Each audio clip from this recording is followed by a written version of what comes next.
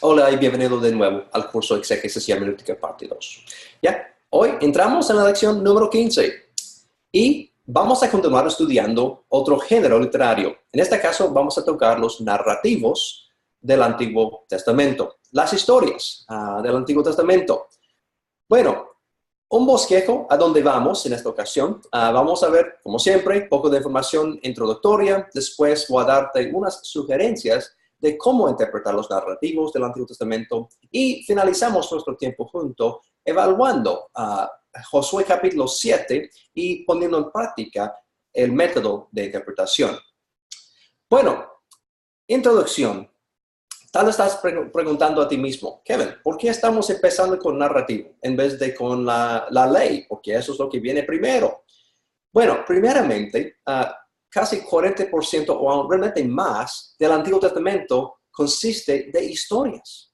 Entonces, casi la mitad del Antiguo Testamento es narrativo.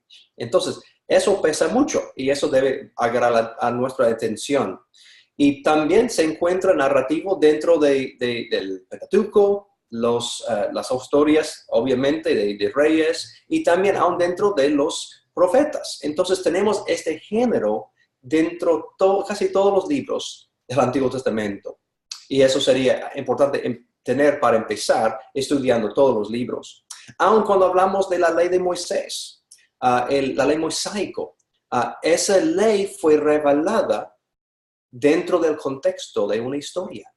Y si lees, por ejemplo, Números, vas a ver porciones que son leyes, que consisten de leyes individuales, y otras partes son historias. Entonces, hay que hacer conexión entre la ley, lo que es revelado que son leyes que hay que cumplir, y también historias, y están conectados. También dentro del Levítico, hay unas ocasiones en que se encuentra una historia que ilustra una ley, por ejemplo.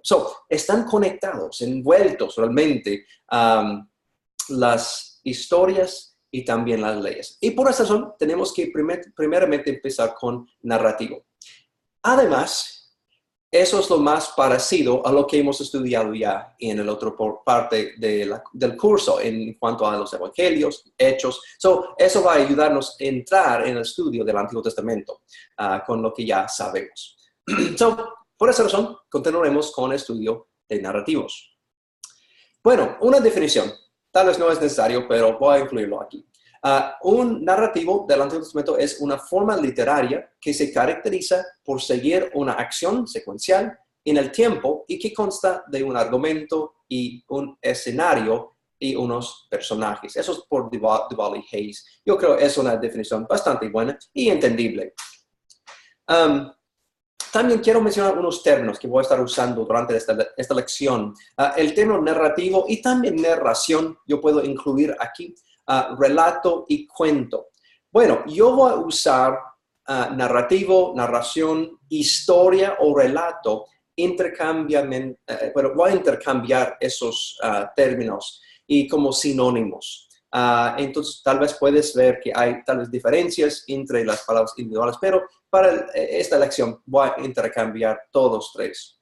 Al otro lado, no voy a usar el término cuento, simplemente porque eso crea cierta duda en la mente de los oyentes de la historicidad de los acontecimientos. Y hay luchas sobre eso, si uno investiga ciertas historias del Antiguo Testamento, pero quiero ser claro que lo que quiero relatar sobre, por ejemplo, David, Goliat, y las historias del rey Ezequías y muchas otras que vamos a estudiar en esta sección de las Escrituras, son eventos históricos que realmente pasaron durante las épocas antes de Cristo.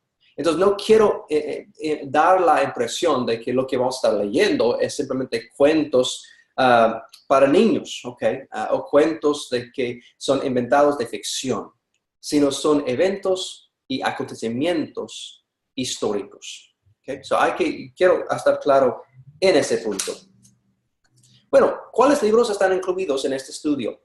Bueno, ¿cómo vamos a ver que los géneros de literatura van a tener coincidencia entre diferentes libros? Por ejemplo, el libro de Levítico contiene porciones que son narrativos y otras porciones que es más como ley. Igual con los profetas, hay secciones que son poesía y otros que consisten de narrativa. Vamos a ver que se mezcla frecuentemente los géneros o los libros del Antiguo Testamento, pero por lo menos en general, este primer grupo de libros enteros es básicamente puro narrativo. Hay secciones que son poesía o otras cosas, pero generalmente van a ver narrativo dentro de Génesis, Éxodo, etcétera, como puedes leer. También hay porciones aún dentro de otros libros, por ejemplo, en Levítico y Deuteronomio, que principalmente se revela información sobre los sacerdotes y cómo cumplir con los deberes, los ritos, etcétera, del programa de sacrificio, etcétera. Y también en los profetas, como mencioné, aún dentro de Isaías, vas a ver ejemplos en que se encuentra un narrativo, por ejemplo, en capítulo 36 al 39 de Isaías, Jeremías 21 también, Daniel y sus tres amigos. Entonces hay una mezcla de narrativo dentro de los profetas también. Ok, vamos a ver que esos son los libros que están bajo de discusión hoy en clases. Bastante información. Bueno, quiero tomar un momento para hablar de algo relacionado. Porque yo creo que es un momento oportuno para tocar ese tema. Y eso es la historia secular, la arqueología y los narrativos.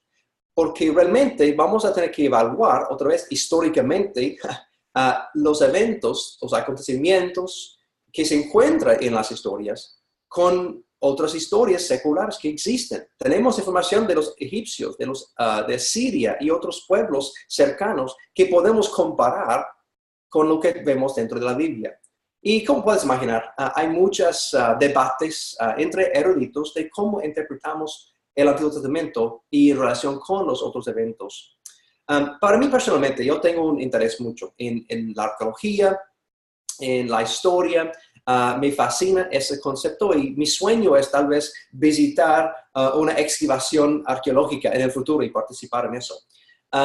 Pero para mí es importante y muy útil, y quiero ser claro en este punto, que la arqueología y también la historia secular es muy útil en el estudio de la Biblia, del Antiguo Testamento. Estamos otra vez, en cierta forma, tomando en cuenta el contexto histórico que hemos mencionado muchas veces dentro de este curso. Pero en el Antiguo Testamento es algo en particular, porque como experiencia, la arqueología y lo que vamos a ver en artefactos, etcétera, nunca realmente puede probar nuestra fe.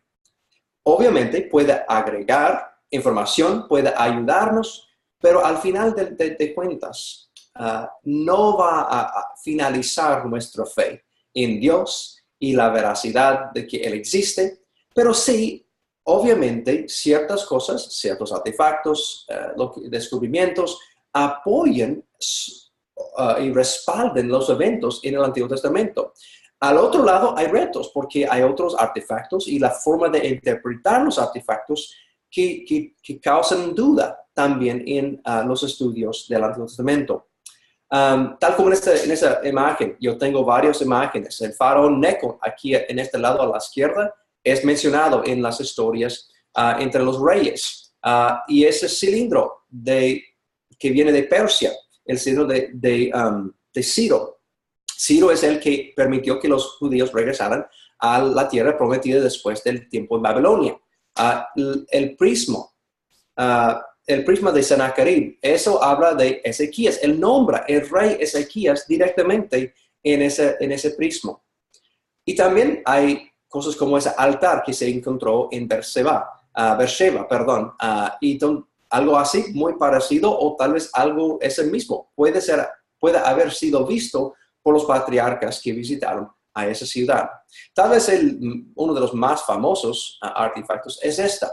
Eso es la estela de Dan, en Tel Dan, que contiene aquí en blanco una forma de la casa de David. Entonces, eso es la primera vez que se encuentra en la historia algo que nombra al rey David. Y eso viene de tal vez un siglo después del periodo del rey David. Entonces, estableciendo su historicidad. Entonces, hay otra vez beneficios de la arqueología y otras. Eso abre puertas muy grandes para investigar mucho más profundamente sobre el Antiguo Testamento. Pero quiero darte un poco de información también. Lo más en el pasado que va, por ejemplo, si acercas más y más al Génesis, hay menos y menos información. Okay? Simplemente no hay artefactos que vienen de ese periodo con tan frecuencia como se encuentra evidencia de los reyes y los tiempos después del cautiverio babilónico. Toma eso en cuenta. Cuando estás estudiando Génesis, Levítico, etc., aún el Éxodo es un gran problema por muchos eruditos. Si es un evento histórico o simplemente es una forma literaria para iniciar el pueblo de Israel. Y hay debates entre los eruditos y les encomiendo eso también a ustedes. Bueno, un lugar que me ha fascinado es un periódico famoso entre los anglosajones, por lo menos en inglés, Biblical Archaeology Review. Y en un artículo por Lawrence, él escribió 50 personas reales comprobados por la arqueología. Y eso es absolutamente, hay 50 que vienen del Antiguo Testamento solamente, de la Biblia hebrea, que han sido comprobados 100% por la arqueología. Esto es algo fascinante que otra vez muestra que los acontecimientos que leemos en los narrativos son verdaderos, son individuos y personajes y personas que vivieron en Palestina y otras partes del mundo en esa época. Bueno, otra vez, hay mucho más que podemos cubrir en ese tema, pero encomiendo a ti que estudies eso, pero toma en cuenta que nunca va a poder comprobar totalmente la fe y comprobar totalmente la Biblia, pero puede otra vez respaldar elementos, personas, etcétera, que vamos a estudiar. ¿Ok? Bueno, otro puntito que quiero mencionar es simplemente por qué escogemos narrativos para enseñar. Bueno, hay un poder intrínseco dentro del uso de historias para relatar información. Frecuentemente, en vez de decirnos cómo debemos vivir, el autor nos muestra cómo debemos vivir. Y también, si tú conoces a alguien que realmente sabe cómo relatar una historia muy bien, tú entiendes el poder de una historia. Vemos eso también aún dentro de la vida de Jesús. Él usaba las parábolas. Esos son cuentos y historias que él utilizaba para otra vez establecer puntos. Y por esa razón yo creo que Dios en parte seleccionó usar narrativo para revelar su información. Primeramente es interesante para todos. Un niñito pequeño hasta el que tiene 90 más años puede ser interesado en las historias. Número 2, nos identifiquemos fácilmente con los personajes. Yo tengo una hija, por ejemplo, y esa foto o esa imagen de Abraham con su hijo Isaac, y eso yo puedo identificar con el duelo que yo tendría si yo tuviera que sacrificar a mi hija. Y podemos identificarnos fácilmente con los caracteres que se encuentran, los personajes, perdón. Número 3, son fáciles recordar en comparación con listados largos de leyes o otros eventos. Las historias son fáciles para relatar a las generaciones siguientes. Y 4, tal vez lo más importante, se conecta la audiencia con Dios. Se conecta la audiencia con Dios. Drain, en su libro, La Introducción al Antiguo Testamento, en página 29, menciona que una razón principal que la Torá está enredado con las historias es porque la ley no es solamente una serie de creencias o reglas, sino la obediencia a Dios es una cuestión de experimentar el amor de Dios en una manera personal y dentro de un contexto social. Y yo creo que eso capta la idea. Y por esa razón reveló aún el Pentateuco dentro de una historia. Porque eso conecta los eventos históricos y lo hace personal la conexión con Dios. Hay más que podemos añadir, pero por lo menos esos 4 puntos yo creo que son válidos en cuanto al poder de una historia. Y con eso vamos a entrar en evaluar unas sugerencias para interpretar los narrativos del Antiguo Testamento. Entonces, quiero darte unas ideas de cómo podemos interpretar cada uno en una forma útil. Bueno, esencialmente, seguiremos el mismo método de los ahora 5 pasos con la edición del Antiguo Testamento, y que también vamos a utilizar lo que estudiamos entre los Evangelios y el libro de Hechos, es decir, pensar verticalmente y horizontalmente. Y la idea es que hay que pensar más allá del relato individual en aislamiento. ¿Okay? Entonces hay que tomar eso muy en serio. Y quiero desarrollar eso con más detalle. Como siempre, vamos a tomar en serio la idea de que hay que evaluar y leer cuidadosamente el pasaje, contestar cualquier pregunta acerca del contexto histórico, etcétera, como cualquier otro pasaje bíblico. Y eso requiere el uso de diccionarios bíblicos, otros recursos del contexto histórico, etcétera. Eso no ha cambiado. También vamos a usar los 2 subpasos que estudiamos con los Evangelios y los Hechos. Número 1, ¿cuál es el mensaje central de cada episodio? Que este evento, una historia, un relato. Pero más allá es la parte B, que les dice el autor a sus lectores con la forma en que une las historias o discursos individuales para conformar un relato más amplio. Otra vez, el contexto literario. ¿Qué está diciendo el autor con la conexión de varios relatos individuales? Los 2 pasos son importantes. ¿Qué significa el relato individual? Y cómo se conecta eso con los relatos circundantes. Bueno, quiero darle también algo en particular sobre cómo interpretamos los narrativos, historias. ¿Qué tipo de cosas debemos buscar? No leemos narrativos como leemos las leyes o de poesía. Entonces, debemos primeramente buscar cuál es la trama, qué está pasando. Debemos preguntar qué o cómo, qué está pasando. La trama simplemente, si no sabes, es la estructura que organiza la historia y amarra todo junto. ¿Qué está pasando? Entonces, y se revela eso en el transcurso de la historia. Número 2, el escenario. Hay que contestar dónde está pasando, cuándo está ocurriendo y cuándo sucede la trama. Entonces, por ejemplo, en el caso de Ruth, el libro de Ruth, una historia maravillosa.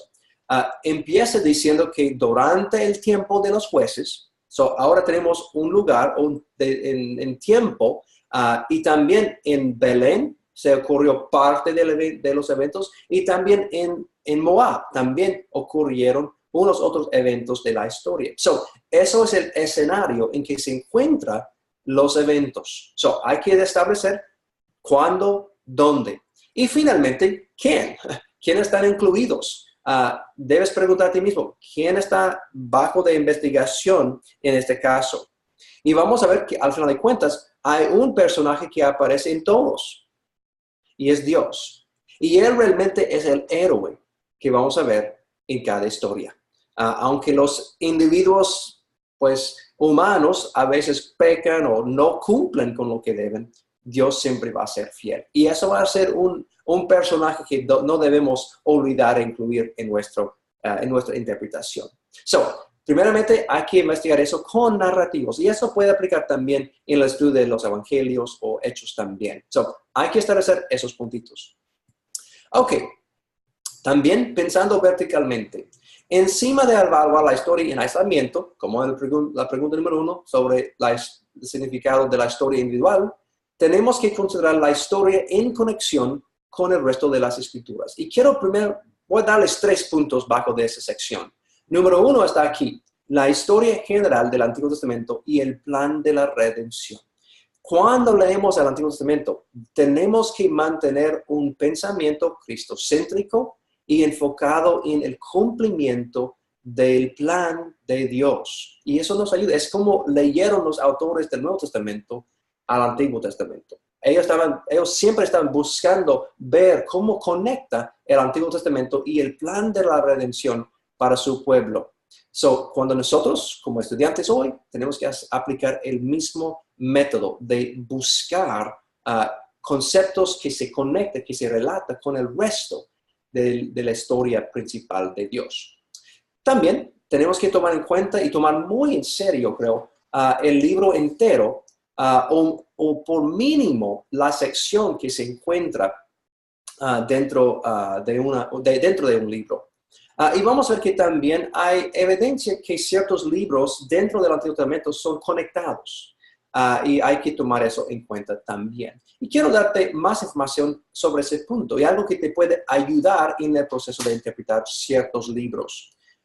Por ejemplo, si estás estudiando libros de Josué a Reyes, debemos considerar 4 aspectos. Primeramente, hay una énfasis en los profetas. Se menciona Hilda, por ejemplo, en una ocasión. Y los profetas individuales, Elías y otros que aparecen dentro de las páginas de esas historias. También uno debe guardar la Torá. Entonces, eso es muy enfatizado, que hay que guardar lo que se encuentra en la ley de Moisés. Y 3, la infidelidad y la injusticia traen consecuencias. Y cuando hay pecado, van a haber consecuencias muy serias. Y eso se aparece muchas veces dentro de las páginas de estos libros. Finalmente, el Señor siempre es fiel a su pacto y a su comunidad de fe. Entonces, aunque el pueblo no se quedó firme, no se quedó fiel, Dios sí. Y en sí eso es una lección, ¿no? En sí eso es algo que tenemos que recordar nosotros. Al otro lado, cuando estudiamos Crónicas, Esdras y Nehemías, que es otro grupo de escritos que están realmente muy conectados y es muy probable que fueron producidos en un tiempo parecido o aún por la misma persona. Unos han considerado que Esdras tal vez fue escrito por los tres. Que el individuo Esdras había escrito los tres, perdón. So, en ese grupo hay un enfoque en el uso del templo y eso empezó de ser el centro de la adoración y hay un enfoque en el símbolo del templo como la presencia de Jehová o Yahweh. También demuestra lo positivo y la recompensa. Entonces, como este primer grupo se enfocó en las consecuencias por el pecado, en este segundo grupo hay más énfasis en lo positivo y la recompensa por haber obedecido. Y es interesante que lees, por ejemplo, los Crónicas, no vas a ver los pecados grandes de David. Con Betsabé, etcétera, lo que sucedió, no se menciona. Y es interesante, porque eso es otro sabor, otro estilo, otra voz, que no se ve con los libros anteriores. Si estás estudiando en Crónicas, hay que mantener esta tendencia en mente, porque está tratando de relatar algo con las formas o los datos que él incluye o excluye. ¿Ok? Y eso es algo que ya hemos sabido tal vez. Otra vez, regresando a los 3 puntos, hemos hablado de la historia general, del plan de la redención, el libro entero o las secciones. También quiero animarte a leer relatos completos.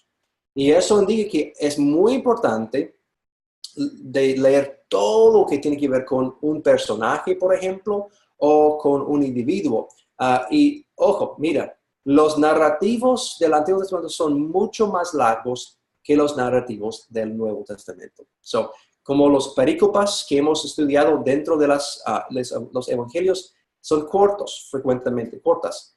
Vamos a ver, en el Antiguo Testamento vamos a tener que leer varios capítulos y como tengo aquí en la presentación, sugiero que lees mínimo un capítulo antes y un capítulo después del pasaje que estás estudiando y frecuentemente mucho más. Por ejemplo, si estás estudiando, como lo que aquí en esa imagen, la historia del famoso Sansón. Si estás estudiando solamente el fin de su vida, realmente estás perdiendo mucho de lo que está compartiendo el autor por todos los eventos de su vida anterior. Y realmente eso tal vez cambia como tú vas a ver a Sansón, no sé, porque hay otros elementos de su vida que no son tan agradables. Entonces, hay que leer toda la historia de Sansón. O si estamos hablando de Abraham, en vez de leer solamente capítulo 22 con el sacrificio de Isaac, debemos leer desde capítulo 12 hasta el capítulo 25. Y ver en todo qué es Abraham y cómo entender un pasaje dentro del contexto entero del libro. o de esta sección de esta persona. Entonces, te anima con todo mi ser, cuando estás estudiando un personaje o una sección, que tome en cuenta no solamente una historia en este elemento, sino una porción más amplia. ¿Okay? So eso es, yo creo, tal vez un cambio en la metodología que usamos tradicionalmente. Y bajo de eso quiero mencionar algo que fue dicho por Fee y Stewart en su libro Lectura Eficaz, en páginas 81 y 83.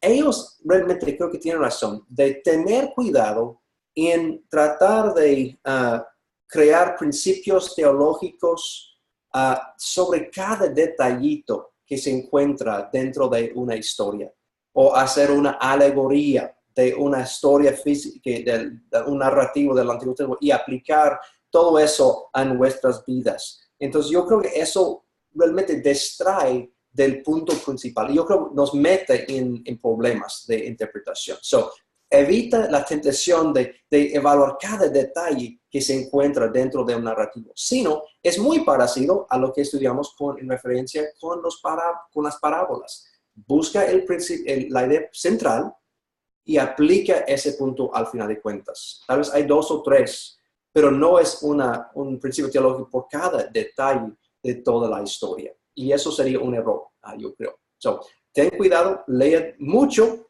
y lleguen a ciertos principios teológicos centrales basados en la historia, tomando en cuenta la trama, los participantes, etcétera, que hemos ya mencionado.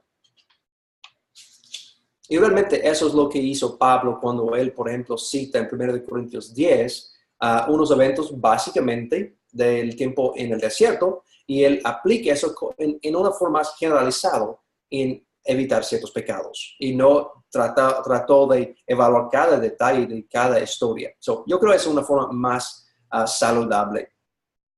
Muy bien. Ahora cambiando un poquito, hemos hablado de pensando verticalmente, ahora pensando horizontalmente. Y encomiéndote un libro por Jackson, Sinopsis Samuel Kings and Chronicles, creo que también se encuentra en español. Y si no usas este tipo de sinopsis, también hay otros que compara, por ejemplo, los eventos que se encuentran en Reyes y lo que se ocurre en Crónicas. Entonces, realmente eso es cuando van a estar evaluando horizontalmente. Es Crónicas con Samuel y Reyes, y también en unas pocas ocasiones entre los profetas. Y también, por ejemplo, en la historia de Sennacherib y Ezequías, que se encuentra en Segunda de Reyes, también se encuentra en Isaías, capítulo 36, la misma historia. Y vale la pena de comparar los detalles. También donde Ruth o Esther coinciden con otros eventos en los libros históricos y otras ocasiones. Pero principalmente está con Crónicas y Samuel y Reyes. ¿Ok? Muy bien.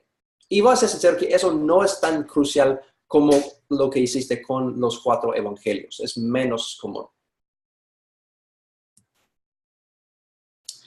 Para finalizar, quiero simplemente relatar algo que yo encontré, que yo veo es algo muy útil en puntos prácticos. Y voy a poner aquí en la pantalla y recomiendo que copias esos y consideras esos muy en serio.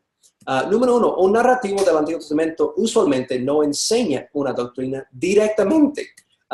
Un narrativo usualmente ilustra una doctrina que se encuentra claramente en otro lugar. Y eso es crucial. Es lo que hemos visto en el curso anteriormente sobre Hechos. La idea que normalmente, si no es explicación explícita de una práctica, tal vez no debemos tomarlo como un precedente. Número 3, narrativos describen lo que sucedió, no lo que hubiera sucedido o debía haber sucedido. Entonces, no cada episodio tiene un punto para nosotros. Número 4, lo que hace individuos dentro de los narrativos no siempre son buenos ejemplos para nosotros. Número 5, los personajes dentro de los narrativos son imperfectos y sus acciones también. Entonces, si no has podido copiar eso, para poner en pausa el video y después continúa. Número 6, el autor del narrativo no siempre explica si lo que sucedió dentro del narrativo es bueno o malo. El autor espera que el lector pueda deducir la respuesta por medio de lo que Dios ha revelado claramente en otros lugares. Y eso es específicamente a la Torá en el Antiguo Testamento. Todos los narrativos son selectivos e incompletos. No todos los detalles revelantes son dados, pero lo que aparece es lo que Dios decidió que fue suficiente. Otro es, queremos siempre tener más detalles, pero simplemente no los tenemos. Tal como en otras ocasiones, los autores fueron selectivos en qué incluyeron y lo que no. Número 8, los narrativos no fueron escritos para contestar todas nuestras preguntas teológicas. Y yo sé, yo siempre quería más información, pero no la tenemos. No la tenemos. Número 9, narrativos pueden enseñar explícitamente o implícitamente. Otra vez, ellos a veces dicen claramente que deben hacer tal y tal cosa, deben arrepentirse, etc., en palabras muy claras. En otras ocasiones no es tan claro y hay que usar la deducción y otra vez tomar en cuenta los otros pasajes como hemos mencionado en números anteriores. Número 10, y quiero repetir eso lo que mencioné antes, al final de cuentas, Dios es el héroe de todos los narrativos bíblicos, aun cuando los humanos no. A veces sí son héroes los que están en los narrativos, pero no siempre. Pero Dios en este caso siempre es el héroe. ¿Ok? Otra, si no ha tomado tiempo para copiar eso, lo animo a hacerlo antes de seguir adelante. Ok. En la última sección de esta clase, quiero compartir un ejemplo de cómo podemos interpretar un pasaje, un narrativo del Antiguo Testamento. Específicamente, Josué capítulo 7, en que estudiamos el pecado de Acán. Entonces, lo que quiero que hagas es, en ese momento, que debes estudiar capítulo 7 del libro de Josué. Pero no solamente eso, sino hay que leer capítulos 6 y 8 para ver toda la historia relacionada con Acán. También en este caso, yo recomiendo, si no habías leído Josué anteriormente, que leas todo el libro, pero para para guardar un poco de tiempo y ahorrar tiempo, debes por lo menos leer capítulo 2, que habla de Rahab, que va a ser un personaje importante que se encuentra al fin del capítulo 6 y ella es relacionada con lo que vamos a ver con Acán. Por favor, vamos a terminar el video en ese momento y cuando has leído esos pasajes, puedes iniciar con el video siguiente.